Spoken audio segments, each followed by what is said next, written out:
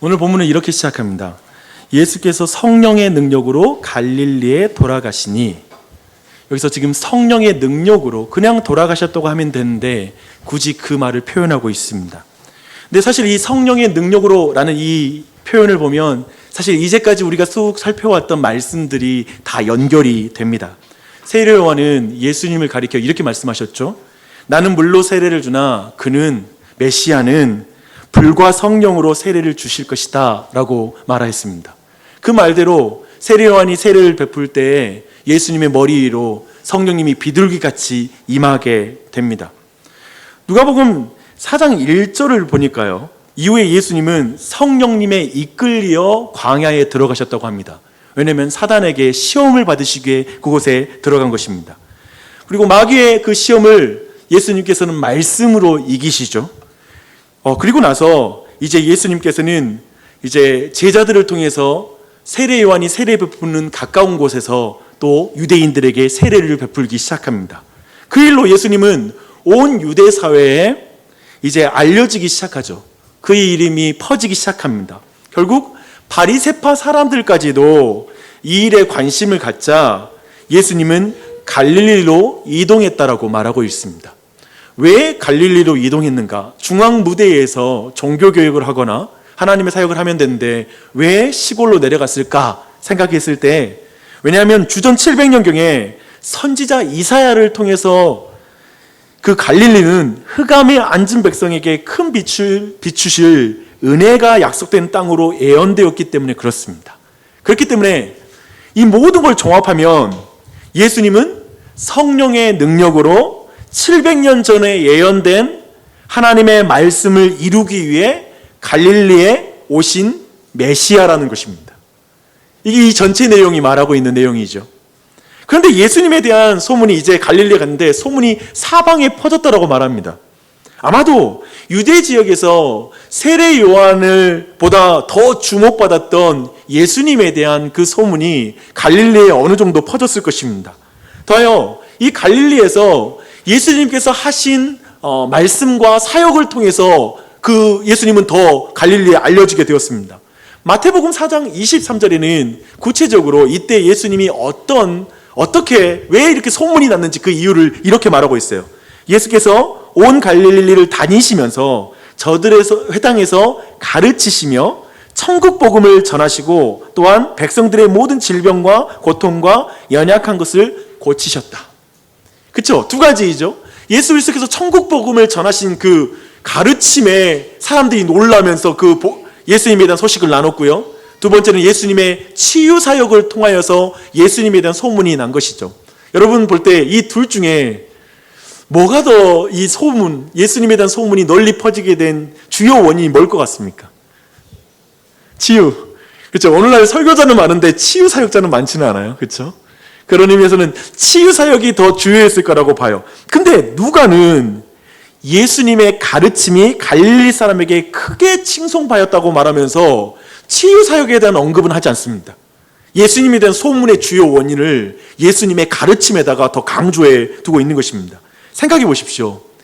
성경의 저자이신 성령님으로 충만한 예수님이 말씀을 가르치시는 거예요. 얼마나 탁월하겠어요. 정말 그 설교를 듣는 모든 사람이 그 안에서 놀라운 영적인 자유함과 기쁨을 누렸을 거예요. 그 소문이 퍼지는 것이죠. 그러던 중에 이제 예수님께서 그가 자라신 곳인 고향 나사렛에 이제 들어가게 됩니다. 예수님에 대한 좋은 소문이 아마도 나사렛 고향 사람들에게 이미 들렸을 거예요. 야, 예수가 저 유대 광야 쪽에서 지금 세례를 주고 있는데 세례 요한에게 가는 사람보다 더 많은 사람이 예수님에게 몰려가고 있대 말하는 이런 소식도 아마도 들렸을 것이고요. 그리고 예수님께서 갈릴리 그리고 가버나움 지역, 이런 갈릴리 지역에 와서 예수님이 가르치시는 천국 복음과 예수님이 하시는 그 놀라운 치유 사역에 대한 소식들도 그 고향 사람들에게 다 들어갔을 것입니다. 그래서 예수님이 오셨다는 소식이 들리자 사람들은 팩트 체크를 좀 하고 싶었을 거예요. 그래서 아마도 예수가 왔대 하고 했을 때 우선 예수님이 혼자의 몸으로 온 게 아니라 다른 제자들과 함께 돌아오는 걸 보면서 야, 소문이 그냥 거짓말은 아닌가 보다라고 생각했을 것입니다. 그리고 이제 그 다음으로 정말 예수의 가르침이 도대체 얼마나 대단하길래 그렇게 소문이 날 수 있지? 라고 생각하며 그의 가르침을 한번 들어보고 싶었을 거예요.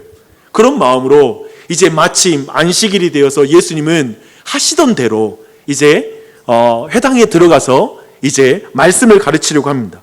예수님은 선지자 이사야의 글을 받았다라고 말하고 있습니다. 그리고 오늘날 61장 1절 2절 말씀을 이제 회중에게 읽어줍니다.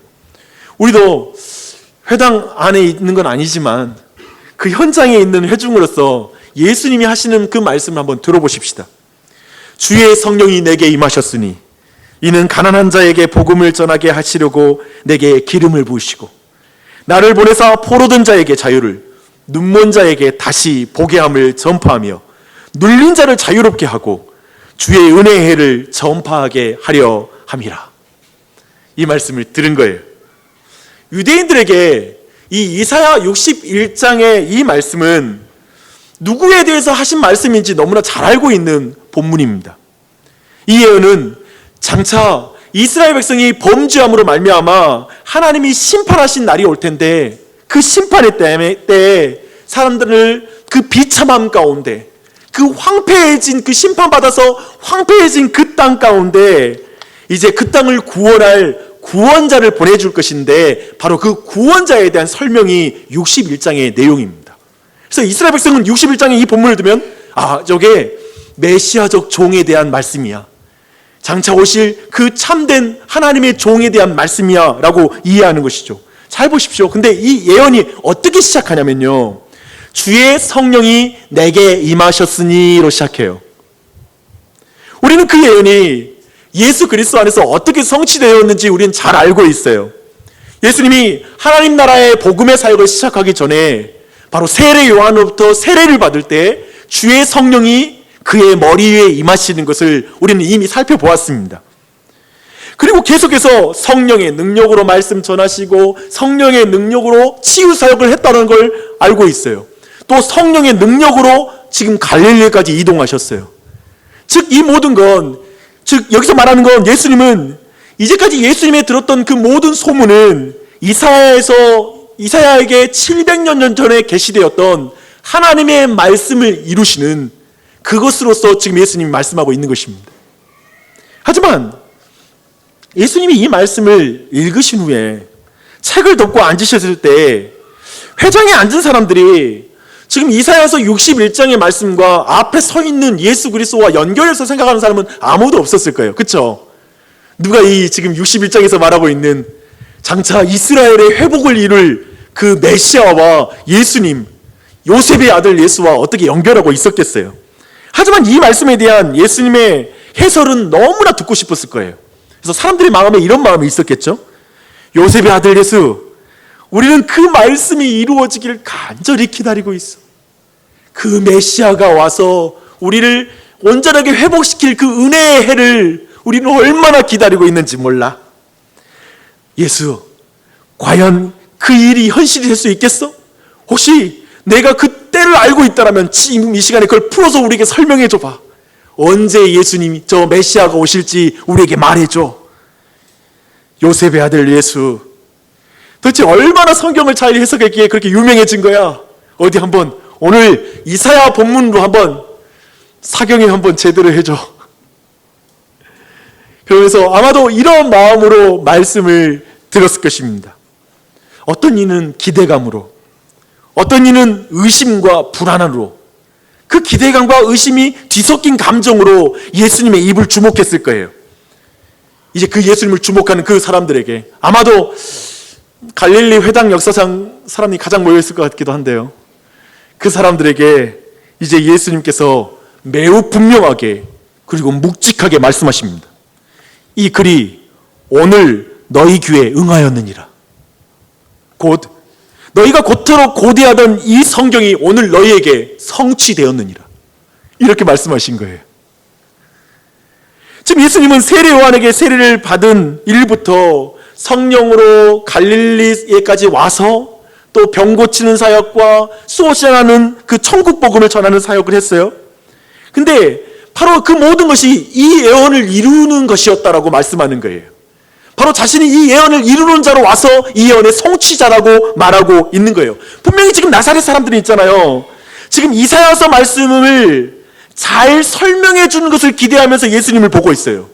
근데 예수 그리스도는 스스로가 이사야서 설교자가 아니라 이사야서의 성취자라고 말하고 있는 거예요. 굉장한 차이죠. 좋은 설교자를 기대하고 있었는데 자신이 말씀의 성취자라고 말하는 것입니다. 누가는 예수님의 말씀에 대한 사람들의 반응을 바로 보여주고 있어요. 생각해봐요. 이 말씀에 대해서 사람들은 어떻게 반응했겠어요? 예수님 말씀하신 이사야 61장 1절 2절의 말씀은 사실 영적인 가난과 얽매임과 무지에서 자유케 하시는 그날, 하나님의 은혜의 날, 그 희년의 날, 그날을 바라보고 있는 말씀이거든요. 이 일을 가져올 성령 충만한 그 메시아가, 그 종이 지금 그들에게 위로를 주는 말씀이죠. 이게 얼마나 은혜로운 말씀이에요. 항상 그 유대인들에게 이 말씀을 읽고 생각하는 건 너무나 은혜로운 말씀인 거예요. 그리고 예수님은 그 은혜의 때가 바로 오늘 너희에게 주어졌다라고 말씀하신 것입니다. 근데 그 부분에서 예수님이 하신 말씀은 너무 은혜로운 말씀인데 요셉의 아들이 이런 대단한 일을 할 수 있는 존재로 기대하는 사람은 아무도 없어요. 이사야 61장과 예수님이 연결된다고 생각하는 사람은 아무도 없는 거예요. 요셉의 아들이 성령 충만한 메시아적 종은 될 수 없죠. 요셉의 아들이잖아요. 그래서 말해요. 이는 요셉의 아들 아니냐? 요셉의 아들이잖아. 그들에게 예수님은 어렸을 때부터 예수님을 지켜본 아버지의 친구들이 그 자리에 앉아 있어요. 그리고 예수님의 선배들이 앉아 있어요. 때로는 예수님을 놀리는 사람이 있었을지 모르겠어요. 장난치고 그렇게 했던 친구들도 그 자리에 있어요. 동생들도 그 자리에 있어요. 근데 그들이 지금 하루아침에 예수님이 제자들을 유대 지방에 갔다가 돌아오면서 일단의 제자들을 끌고 오더니만 자신이 하나님의 아들 메시아요? 이사야 61장이 가리키고 있는 그 종이다. 그 말씀을 성취하는 성취자다라고 지금 말씀하고 있는 거예요. 그런 의미에서 지금 이 말씀을 받아들이기 쉬울까요? 받아들이기 어렵다는 게 충분히 이해가 돼요. 너무 가까이서 봐왔잖아요. 우리 여기에서 한 가지 꼭 짚고 넘어가야 될 내용이 있습니다. 우리는 일반적으로 생각하기를 예수님은 분명히 죄가 없으신 분이셨고 말과 행동에서 정말 거룩한 분이셨고 어렸을 때부터 크게 이렇게 죄를 짓지 않고 살았다는 걸 우리는 잘 알고 있어요. 그렇다면 그가 스스로 메시아라고 증거했을 때 사람들이 그러면 그렇지, 얘가 보통 애들랑 달랐어, 메시아 맞아라고 좀 받아들일 수도 있지 않을까라는 그런 생각이 있어요. 왜냐하면 우리는 예수님 같은 목사님이 계시다면 옆에 있으면 금방 신앙이 생길 거라고 확신해요. 예를 들면 예수님과 같은 분 바로 옆에 내가 있다면 분명히 나는 신앙을 금방, 내 신앙은 강해질 거라고 생각하거든요. 예수님을 누구보다 가까이 본 사람들에게 예수님을 어쩌면 더 쉽게 받아들일 수 있지 않을까라는 생각도 우리가 드는 것입니다. 아마도 우리 같은 범인들은 가까이 있으면 좀 예수님 믿기 힘들 것 같은 생각이 들잖아요. 우리는 좀 가까이서 나와보면 예수님 다른 사람이 믿을 사람이 몇 명이나 될까 이런 두려움이 있을 수 있어요. 근데 예수님은 지금 케이스가 다르잖아요. 예수님은 죄가 없으신 분이잖아요. 그러니까 예수님을 가까이서 봤으면 다 믿을 것 같은 생각이 듭니다. 그러나 예수님은 공생의 기간에, 특별히 예수님이 공생애를 시작하시기 전에 어린 시절은 철저히 예수님이 사람으로서 그의 인성 가운데 충실하게 그걸 사셨던 분이셨습니다. 지난번에 이걸 다룬 적이 있죠. 예수님의 어린 시절에 예수님의 초자연적인 기적을 나타내는 걸 성경이 침묵하고 있어요. 전혀 그런 걸 다루지 않아요. 철저히 인간으로 사신 것을 그저 드러낼 뿐이에요. 그런 의미에서 그 사람들은 그들이 본 경험에 따라서 예수님을 메시아라는 것을 받아들일 수가 없는 거예요. 자기들이 경험했던 그 경험이 예수님으로 통해 새롭게 드러난 메시아라는 신분을 가지신 분으로 영접하는 것은 너무 어려운 거예요.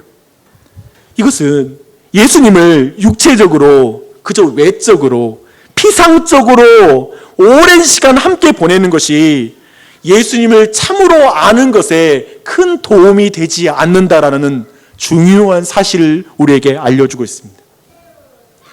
이것을 어떻게 이해하면 좋을까요? 우리는 이것을 기독교 배경에서 성장한 사람들에게 종종 보게 됩니다. 그저 형식적으로 예배를 참여하면서 굉장히 긴 시간을 보냈어도 예수 그리스도를 참으로 믿지 못하는 걸 보게 되는 것입니다. 교회는 정말 오래 다녔어요. 정말 많은 봉사활동을 했어요. 그리고 수없이 많은 성경 공부도 했어요. 그런데 이상하게 그는 참된 예배자는 아니에요. 그리고 예수 그리스도를 주와 그리스도로 온전하게 믿고 있는 게 아니에요. 도리어 자신이 그렇게 어렸을 때부터 예배에 참여했고 직분을 맡았고 오랜 생활 신앙생활을 했기 때문에 더 진리에서 멀어지는 경우가 있어요. 예수님을 바르게 만나지 못하는 경우가 있어요. 그런 경우 우리는 만나게 됩니다. 도리어 성경을 다 아는 것처럼 교회를 다 아는 것처럼 지독하게 배우지 않는 경우를 보게 돼요. 배우려고 하는 겸손한 태도로 열심히 그걸 학습해가고 그것 가운데 내가 고쳐나가려고 하는 태도가 없는 경우를 보게 돼요. 그건 뭐냐면 그저 예수 그리스도와 교회, 신앙을 외적으로 육체적으로 그저 피상적으로 이해하며 그것이 다인 줄 알고 다닐 때 도리어 그것이 예수님을 만나는 데 방해가 되는 거예요. 도리어 먼저 된 자가 나중되는 것 같은, 도리어 나중에 예수 그리스도를 정확하게 만나는 그 다른 사람을 볼 때 먼저 된 자들이 무색해지는 상황을 우리는 보게 됩니다. 결국 과거의 피상적인 종교 경험이 참된 믿음에 이르는데 전혀 도움이 되지 않는 걸 보는 것입니다.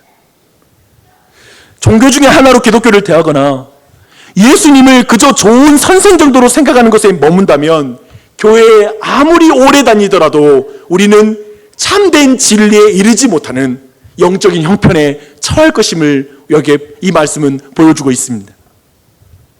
지금 예수님은 자신에게 요셉의 아들이 아니냐, 그래도 은혜로운 말씀 전에도 그래도 넌 요셉의 아들일 뿐이잖아, 인간일 뿐이잖아 라는 질문을 하는 이들의 내면에 있는 그 불신앙을 간파하고 있습니다. 그들 안에 있는 질문도 예수님이 다 듣고 있어요. 일명 전지적 작가 시점으로 예수님이 이제 이어서 말씀하기 시작합니다. 이 전지적 작가 시점은 우리 인간 사이에 통하는 말인데 예수님이 실제로 전지하시고 그리고 우리의 창조주기 때문에 이건 정확한 말이죠. 예수님이 이렇게 말씀하고 있어요. 너희가 반드시 의사야 너 자신을 고치라는 속담을 인용하여 내게 말하기를 우리가 들은 바 가버나움에서 행한 일을 내 고향 여기서도 행하라 하리라. 이 속담, 의사야 너 자신을 고치라 라는 이 말은 한마디로 무슨 말이냐면 내 자신을 증명해봐. 메시아라고? 그러면 내 자신을 증명해봐. 내가 메시아면 가버나움에서 행했던 그 병 고치는 역사, 그 기적들을 한번 여기서도 나타내봐. 뭐 그렇게 하면 네가 기적 보여주면 좀 내가 재고해보지. 뭐 이런 식의 태도죠. 고향 사람들은 이런 식으로 예수님을 이사야 61장의 성취자로 내가 왔다, 난 메시아다라고 말했던 예수님에 대해서 불신앙과 약간 조롱하는 태도로 지금 보고 있는 거예요.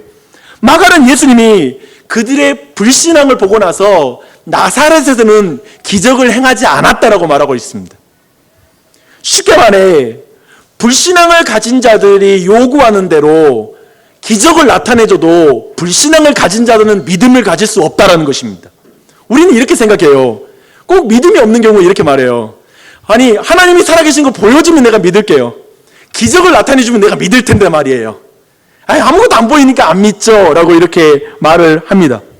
근데 유대인들은 예수님이 기적을 나타낼 때 뭐라고 한 줄 아세요? 저가 귀신의 왕에 집혀서 귀신의 왕의 힘을 빌려서 다른 귀신을 쫓아내는 거야. 기적을 나타내는 거야. 사람의 불신은 기적을 통해서 치료되는 병이 아니에요. 여러분 오해하지 마세요. 이건 종교에서 굉장히 중요합니다. 기적을 통해 믿음을 갖는 게 아니에요. 도리어 성경은 말하는 건 말씀이 아니고는 믿음을 가질 수 없다고 말하는 거예요. 그런 의미에서 선명한 거예요. 예수님이 지금 그 나사렛 사람들이 원하는 대로 기적을 나타내서 자신을 증명하는 그 싸움을 하는 게 아니라 분명하게 말씀을 전하는 거예요. 그들 안에 있는 불신앙을 지적하는 거예요. 그 불신앙은 기적을 통해서 치유될 수 없다고 말하는 거예요. 그래서 그 말씀을 계속해서 전합니다. 예수님은 나사렛 사람들의 능력 증명 요구를 거절하십니다. 그러기보다는 그들의 영적인 질병을 계속 드러내시죠. 이렇게 말씀하세요. 선지자가 고향에서 환영을 받는 자가 없다라고 말합니다. 즉 이 말은 지금 너희들이 나에게 보이는 태도는 이스라엘의 고질병이다라고 말하는 거예요. 오래된 질병이다. 즉 선지자들이 고향에서 환영받는 게 없는 법이라고 말하면서 이제 이스라엘 역사로 들어가서 이제 나사렛 사람들의 영적인 질병을 다루고 있습니다. 그 선지자는 누가 예를 드냐면 엘리야와 엘리사예요. 근데 두 선지자는 정확하게 지금 갈릴리가 속한 북이스라엘에서 활동했던 선지자예요. 성경이 인물을 이렇게 인용할 때 성경의 예리함을 보셔야 돼요. 북이스라엘 지역에서 활동했던 선지자를 가지고 와요. 그리고 두 선지자의 특징이 뭐냐면 수많은 기적을 베풀었던 선지자로 기록되어 있어요. 그런 의미에서 지금 예수님의 고향 사람들은 예수님에게 기적 나타내려고 했잖아요. 그래서 말하는 거예요. 그래, 구약의 기적을 많이 나타냈던 엘리야와 엘리사를 한번 가져와 보자 라고 그를 예로 들죠. 근데 그 선지자들이 행했던 기적 가운데 특별히 매우 뼈아픈 기적 두 가지를 가지고 옵니다. 먼저 엘리야를 보십시다. 엘리야 때 아합이라는 악한 왕이 있습니다. 그 악한 왕으로 인해서 그 북이스라엘 땅에 3년 반 동안 기근이 임하게 됩니다. 이때 이스라엘의 수많은 과부들이 고통을 받았어요. 근데 엘리야는 그 과부들 중에 한 사람에게 가지 않아요. 보냄을 받지 않고 아합의 아내인, 악한 왕인 아합의 아내인 이세벨의 고향 땅으로 보냄을 받아요. 곧 시돈 땅으로 보냄을 받아서 거기서 가나안 과부를 만나고 그 과부에게 영적인 은혜를 베풀어요. 역설이죠. 이스라엘이 이세벨과 함께 바알을 숭배하니까 하나님은 원수의 나라인 그 시돈 땅에 선지자를 보내어서 그 과부를 구원하시는 것입니다. 그 다음은 엘리사예요. 엘리사 때 이스라엘이 범죄하자 이스라엘을 징계하기 위해 아람을 일으켜요. 근데 이 당시에 이스라엘 땅에 많은 문둥병자가 있었죠. 근데 이때 엘리사를 통해서 치유받는 문둥병자는 아람의 군대 장관인 나아만이에요. 또 원수의 군대 장관을 하나님이 치유하시는 거예요. 이 두 사건을 통해서 꼬집는 것은 이스라엘의 고질병이에요. 결국 하나님 말씀을 거부하고 끊임없이 우상을 숭배하는 그들의 그 고질병, 그 내면을 주장하는데 이런 거예요. 너희가 이렇게 계속해서 너희 조상처럼 하나님 말씀 거부하면 하나님의 은혜는 너희 대적에게 향할 것이다. 너희들의 원수에게 향할 것이다. 너희가 육체적으로 이스라엘이라는 것을 자랑하지 마라. 너희의 불신앙을 회개하지 않으면 너희 조상들이 겪었던 것과 똑같은 것을 경험하게 될 것이다. 그 구원의 은혜가 너희에게 임하는 것이 아니라 다른 이방에게 향하는 것이다. 너희 스스로 아브라함의 자손이라고 말하지 말아라. 돌들로도 하나님을 찬양케 할 것이다. 이 지점. 끊임없이 자신이 이스라엘 백성이다, 하나님을 섬기는 백성이라고 스스로 기만하고 속으면서 하나님으로부터 멀어졌던 그 역사를 끄집어내며 경고하고 있는 것입니다. 예수님은 이 고향 사람들에게 갑자기 이스라엘 역사를 가져옴으로 전선을 굉장히 확대해요. 논쟁의 영역을 확대해요. 이스라엘 전체가 동일한 불신앙을 가지고 있다는 걸 지적하는 거예요. 이게 단순히 저 나사렛 사람들만 예수님에 대해서 이런 마음을 가진 것이 아니라 유대인 전체 안에 이런 영적인 고질병이 있다는 거예요. 이것은 전선을 확대하는 게 아니에요. 사실 이 불신앙은 결코 고향 사람들에게만 있는 불신앙이 아니기 때문에 그래요. 유대인 사회 전체에 있는 불신앙입니다. 이렇게 예수님이 말씀하시자 예수님의 고향 사람들은 알아들었을까요? 못 알아들었을까요? 알아듣습니다. 알아들어요. 그런데 예수님 앞에 회개하진 않아요. 자신의 죄가 뭔지도 드러냈는데 불구하고 회개하진 않아요. 만약 그들이 말씀 앞에서 자신의 영혼을 보는 사람이었다면 그렇게 반응하진 않았을 것입니다. 자신들의 심령 깊은 곳에서 하나님을 불신하고 거스르며 그렇게 또한 대적하고 미워하는 자임을 스스로 인정할 수밖에 없을 것입니다. 하지만 그들은 회개하지 않습니다.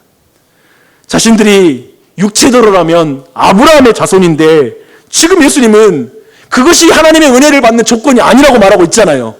화가 납니다. 그래도 우리가 모태신앙인데, 내가 교회를 다닌 지 얼마나 됐는데, 우리가 어떻게 성경을 지키려고 내가 노력해왔는데 이런 거 다 내 노력 무시해? 폭발하게 돼요. 그들은 한 번도 자신들이 하나님께 속한 자가 아니라는 생각을 해본 적이 없거든요. 그런데 예수님이 그들이 회개하지 않으면 그들은 하나님께 속한 자가 아니라고 말하고 있기 때문에 그들은 분노합니다. 그들의 분노가 얼마나 컸으면 그들은 예수를 붙잡고 밀어서 이제 절벽 밑으로, 낭떠러지 곁으로 다가갑니다. 그를 밀어 죽이려고 하는 거예요. 죽일 것까지는 없잖아요. 얼마나 화가 났으면. 이 또한 이스라엘 백성이 늘 해왔던 거예요. 선지자를 죽이는 일. 이스라엘의 고질병이에요. 그리고 이것은 근본적으로 예수님의 사역 시작부터 이제 결국 나중에 예수님이 어떻게 죽이실 것인지를 복선을 처음부터 깔고 있어요. 어떤 죽음을 당할지. 우리는 예수님을 배척하는 나사렛 사람들이 걸린 이 영적인 질병이 유대인들만이 아니라 우리도 노출된 질병이란 것을 주목할 필요가 있습니다. 기독교 역사를 돌아보십시오. 예수님은 이방인에게도 거부받지만 교회에 의해서 예수님이 거부받을 때가 많습니다. 하나님의 백성이나 일컫는 자들에 의해서 예수님은 십자가에 못 박혀 죽으셨습니다. 그게 증거이죠. 그뿐 아니라 교회에 의해서 예수 그리스도와 그분의 가르침이 부정되는 경우를 우리는 기독교 역사 속에 수없이 살펴봤습니다. 예수님은 자신을 죽여 희생하여 다른 사람을 구원했건만 십자군들은 사람을 죽여 예수님의 영광을 드러낸다라고 생각했습니다. 요즘 뉴스를 보면 정치적 입장에 기독교 신앙을 묶어 아멘을 외치는 분들을 보게 됩니다. 예배 시간에 정치적 입장의 사람들이 아멘, 아멘 하는 것입니다. 너무 당혹스럽습니다. 예수의 이름으로 혐오와 갈등을 부추기는 것을 보는 것은 굉장히 고통스럽습니다.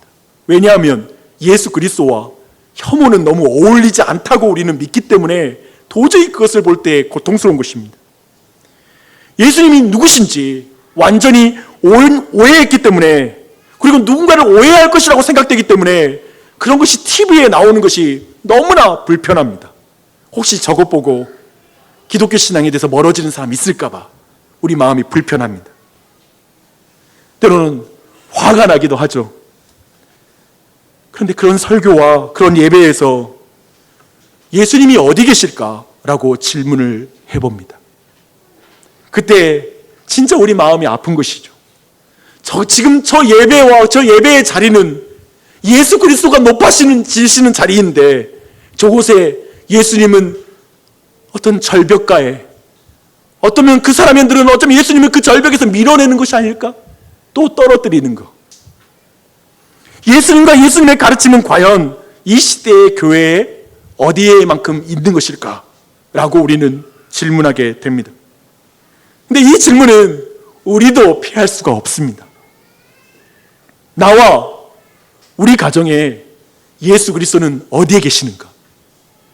우리 교회에 예수 그리스도는 어디에 계시는가? 라는 걸 돌아보는 것이죠. 나사렛에 예수님이 거할 공간이 없어서 그 마을이 세워진 절벽 끝으로 예수님을 데려갔습니다. 우리 교회가 세워진 곳, 우리 가정이 세워진 그 변두리에 예수님을 세워두고 있지는 않는지 우리는 정직하게 돌아봐야 될 것입니다. 저는 이 질문 앞에 잠시 적용적인 나눔을 가지려고 합니다. 교회에 처음 나올 때 사람들은 이유를 가지고 나옵니다. 불안한 마음을 안정시키고자 오는 이들도 있고요. 마음의 평화를 위해 또 좋은 말을 해주니까, 교회 오면 나쁠 것이 없으니까 교회에 나오는 사람들도 있습니다. 지극히 종교에 기대하는 것들을 가지고 오는 것이죠. 마음의 평안, 이런 종류 말입니다. 심리적인 종교. 저는 또 기복주의로 교회에 나올 수 있다고 생각합니다. 가정 형편이 너무 어려워서 이 형편을 주님이 어떻게 교회 다니면 풀어질까 싶어서 나올 수 있고요. 또 문제 해결을 위해서 교회에 나오는 것, 그게 당연하다고 생각합니다. 사랑하는 여러분, 처음에 교회 나올 때는 기복주의를 가지고 오는 것입니다. 문제 해결하려고 오는 거예요. 처음 교회 오면서 바른 신앙 가지고 안 하면 교회 올 수 없다고 생각하는 게 이상한 거죠. 교회 올 때는 다른 목적을 가지고 옵니다. 그들에게 아마도 예수님은 좋은 상담가일 수 있고 철학가일 수 있고 그리고 멘토일 수 있고 사회복지사일 수 있고 유능한 사장님일 수 있고 의사일 수 있습니다. 우리는 종교에 그런 것을 기대하고 오게 됩니다. 그렇게 생각하며 교회를 다닙니다. 제가 볼 때 예수 그리스도를 그런 정도로 이해하면 교회 다닐 때 큰 트러블은 없습니다. 자기만 안 지치면 교회는 계속 다닐 수가 있어요. 이게 좀 가능해요. 그리고 사람들과 관계만 좀 좋으면 교회는 지속할 수 있습니다. 그러나 예수님은 의도적으로 오늘 본문에서 예수님은 그저 이사야 61장 사경회를 하는 좋은 강사 목사님으로 자신을 제한하고 있지 않다라는 것입니다. 예수님 의도적으로 자신이 누군지 말해요. 난 지금 61장의 강해 설교자가 아니라 61장을 이루는 메시아야 라고 자신의 정체성을 드러내는 것입니다. 아마도 여러분이 교회를 다닐 때 느끼는 건 그저 교회에 별 기대감 없이 예수님에 대해서 다른 생각을 가지고 왔다가 설교를 통해 말씀을 통해 예수님은 그런 정도가 아닙니다. 당신 그저 종교 생활로 멈춰서는 안 됩니다. 기독교는 종교 생활이 아닙니다. 높은 가르침 수준이 아닙니다. 당신은 하나님을 믿어야 됩니다. 예수님은 하나님이십니다. 이런 메시지를 듣게 됩니다. 그런 의미에서 교회를 계속 다닐 때 불편하게 이럴 때가 없는 것이죠. 계속 우리에게 예수 그리스도를 좋은 선생 수준도 생각하는 것에 멈추지 않게 설교가 쏟아지기 때문에 그렇습니다. 오늘도 그 말씀을 전하는 거예요. C.S. 루이스는 이것에 대해 이렇게 선명하게 말합니다. 당신은 선택해야만 합니다. 이분을 여전히 하나님의 아들로 여길 것인지 아니면 광인이거나 그보다 더 나쁜 존재로 여길 것인지 말입니다. 당신은 그분을 어리석다고 여겨 입을 다물게 할 수도 있고 그분에게 침을 뱉거나 그분을 악마로 여겨 죽일 수도 있습니다. 그러나 잘난 체하며 그분을 위대한 교사라고 칭송하는 허튼 소리를 해서는 안 될 것입니다. 주님은 우리에게 그럴 여지를 주지 않으셨고 그럴 생각도 없으시기 때문입니다. 뭘 말하는 거예요? 교회를 다니는 우리는 두 가지 길밖에 없습니다. 예수 그리스도가 자신에게 말한 것처럼 그분을 메시아로 하나님으로 내가 받아들이든지 아니면 미쳤어. 자기를 하나님이라고 주장한 미친 사람이야. 아니면 인류 역사상 가장 큰 거짓말을 행한 그래서 역사 내내 모든 사람을 속이고 있는 그런 거짓말쟁이야 라고 말할지 이 둘 중 외에는 예수님을 그건 종교의 좋은 스승이야. 내가 배울 게 많아. 이런 식으로 예수님에게 호감을 가지면서 다닐 여지는 없다라고 C.S. 루이스는 말하는 것이죠. 어쩌면 지금 나사렛에 있는 사람들에게 예수님은 그냥 61장 설명해주고 자신이 누군지 말하지 않으면 갈등이 없어요. 아무런 문제가 없는 거예요. 그냥 예수 그리스도를 명확하게 드러내는 거예요. 난 메시아다. 하나님의 아들이다. 하나님이다. 라고 말하는 것입니다. 이 부분이 저는 여러분에게 교회를 특별히 예수 그리스도 아직 주와 그리스도로 모시지 못한 사람들에게 우리는 여러분에게 이 신앙을 강요하지는 않을 거예요. 하지만 기독교의 신앙이 이거라는 것을 분명히 기억하십시오. 그리고 계속 그 고민을 해나가는 일을 격려하고 싶고 여러분에서 기도할 것입니다. 그 참 신앙으로 나아오는 은혜가 있기를 바랍니다. 또한 이 시간 교회가 익숙한 사람들에게도 예수님은 자신을 드러내십니다. 직분, 신앙의 연수, 종교적인 경험, 훈련, 지식을 의지한 나머지 예수님을 중심에 모시고 있지 않은 사람, 예수님을 중심에 모시지 않고 그런 다른 것들을 내 마음의 중심에 모시고 있는 사람에게 예수님은 자신을 드러내십니다. 도리어 그들에게 넌 우상을 섬기고 있어. 내 마음의 중심에 내가 없어라고 예수님 말씀한 순간에 반감을 느끼는 사람들에게 예수님은 자신을 드러냅니다. 아니 그래도 내가 노력하고 있는데 왜 그렇게 내 죄를 지적합니까? 이 정도 하면 내 신앙생활 잘하는 거 아닙니까? 라고 외치는 자에게 예수님은 자신을 드러내십니다. 회개하지 않으면 하나님 나라에 들어갈 수 없다. 예수님의 공로를 의지하지 않고는 너의 죄의 문제가 해결될 수 없다라고 주님은 말씀하고 있습니다. 찰스 스펄전은 이렇게 말했습니다. 주제 넘은 자신감만큼 파멸적인 것은 없습니다. 저는 주님이 당신으로 하여금 완전히 실패했다고, 길을 잃었다고, 버림받았다고 느끼게 해주시기를 기도합니다. 그래야 당신이 그리스도를 거부할 염려가 없습니다. 왜냐하면 완전히 파산해야 구주를 기꺼이 영접할 수 있기 때문입니다. 자기 것이라고는 아무것도 없다고 느낄 때 십자가 앞에 고꾸라지며 주 예수 안에 저장된 만물을 기쁘게 받아들입니다.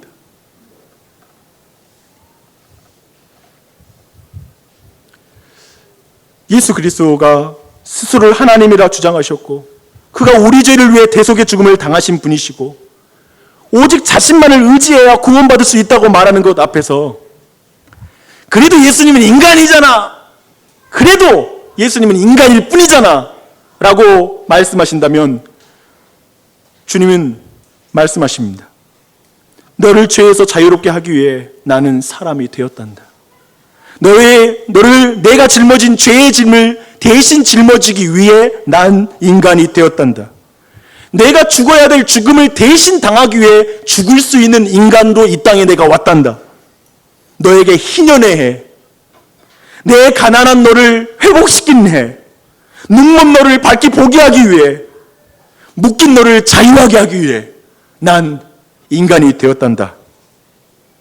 이 복음을 선명하게 우리에게 선포해 주십니다. 우리는 자꾸 말합니다. 어떻게 인간이 될 수 있어요, 신이? 가능성을 물어요. 근데 여러분에게 저는 질문을 좀 바꿔주고 싶어요. 어쩌면 우리는 자신이 죄인이라는 것을 인정하기 싫어서 자꾸 어떻게 인간이 될 수 있냐고 말하는 것일 수 있어요. 무슨 말이냐면, 생각해봐요. 전능한 하나님이 왜 인간이 못 돼요? 모든 걸 하실 수 있는 분이. 그 문제가 아니라 내 죄를 위해서 구원자가 필요하다는 걸 인정하기 싫은 거예요. 내 죄는 그만큼 절망적이다라는 것, 내 상태가 철저히 절망적이고 가난하다는 걸 인정하기 싫은 거예요. 그래서 어쩌면 우리는 어떻게라고 말할지 몰라요. 기억하십시오. 왜 예수님이 인간이 되셨는가? 이사야 61장 1절과 2절을 성취하시기 위해 메시아로서 우리를 어둠 가운데 비침, 눈먼 자에게 보게 함을, 그리고 얽매인 자에게 자유함을 주시기 위해 예수님은 하나님의 아들로 우리에게 지금도 계시하십니다. 이분을 믿음으로 나아가는 우리 모두가 되기를 바랍니다.